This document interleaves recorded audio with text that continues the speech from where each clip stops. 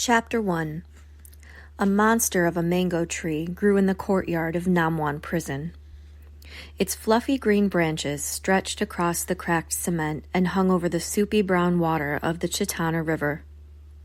The women inmates spent most of their days sheltered under the shade of this tree while the boats glided up and up again on the other side of the prison gate.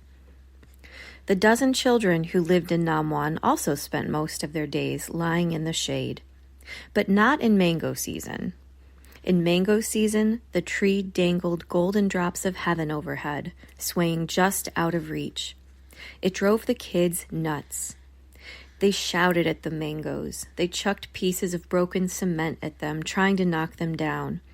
And when the mangoes refused to fall, the children cried, stomped their bare feet, and collapsed in frustration on the ground. Pong never joined them. Instead, he sat against the tree's trunk, hands crossed behind his head.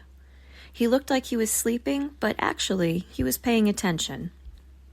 Pong had been paying attention to the tree for weeks. He knew which mangoes had started ripening first.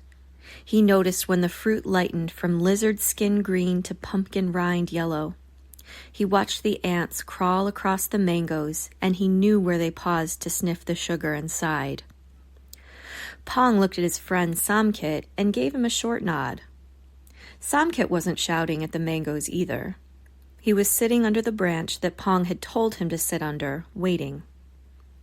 Samkit had been waiting an hour, and he'd wait for hours more if he had to, because the most important thing to wait for in Namwan were the mangoes. He and Pong were both 9 years old, both orphans. Samkit was a head shorter than Pong and skinny, even for a prisoner. He had a wide, round face, and the other kids teased him that he looked like those grilled rice balls on sticks that old ladies sold from their boats. Like many of the women at Namwan, their mothers had been sent there because they'd been caught stealing. Both their mothers had died in childbirth, though, from the stories the other women still told. Samkit's birth had been more memorable and involved feet showing up where a head was supposed to be. Pong wagged his finger at his friend to get him to scoot to the left. A little more, and there. Finally, after all that waiting, Pong heard the soft pop of a mango stem. He gasped and smiled as the first mango of the season dropped straight into Samkit's waiting arms. But before Pong could join his friend and share their triumph, 2 older girls noticed what Samkit held in his hands. "Hey, did you see that?" said one of the girls, propping herself up on her knobby elbows. "Sure did," said the other, cracking scab-covered knuckles.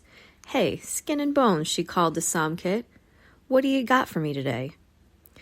"Uh-oh," said Samkit, cradling the mango in one hand and bracing himself to stand up with the other.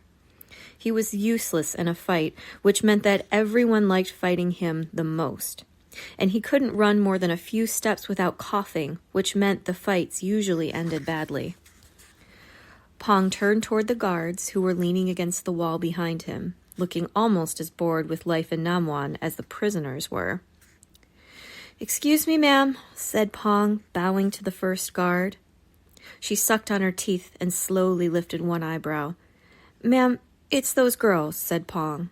"I think they're going to take—" "And what do you want me to do about it?" she snapped. "You kids need to learn to take care of yourselves." The other guard snorted. "Might be good for you to get kicked around a little, toughen you up." A hot, angry feeling fluttered inside Pong's chest.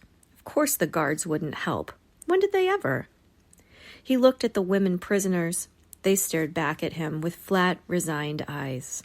They were far past caring about one miserable mango. Pong turned away from them and hurried back to his friend. The girls approached Samkit slowly, savoring the coming brawl.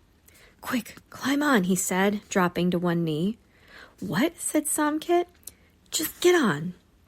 "Oh man, I know how this is going to turn out," grumbled Samkit as he climbed onto Pong's back, still clutching the mango.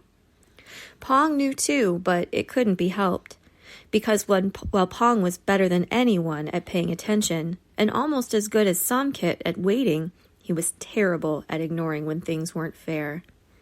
and the most important thing to do in Namwan was to forget about life being fair. "Where do you think you're going?" asked the knobby-elbowed girl as she strode toward them. "We caught this mango, fair and square," said Pong, backing himself and Samkit away. "You sure did," said her scab-knuckled friend, "and if you hand it over right now, we'll only punch you once each. Fair and square." "Just do it," Samkit whispered.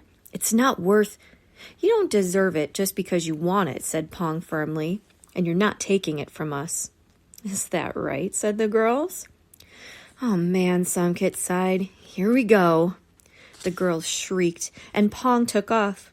They chased him as he galloped around and around the courtyard, with Samkit clinging onto his back, looking like a baby monkey.